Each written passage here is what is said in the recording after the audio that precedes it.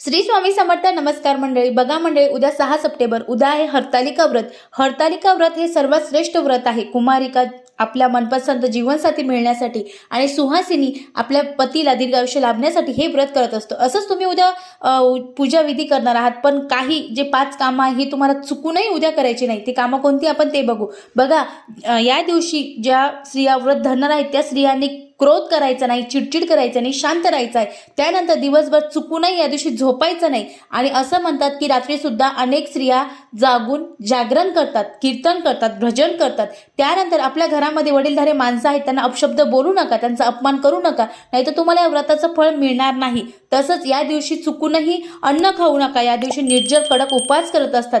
त्यासोबत या दिवशी आपल्याला उपाशी राहणं शक्य होत नसेल तर तुम्ही काहीतरी फलाहार घेऊ शकतात, पण चुकूनही अन्न खाऊ नका. यासोबत पतीशी सुद्धा चुकूनही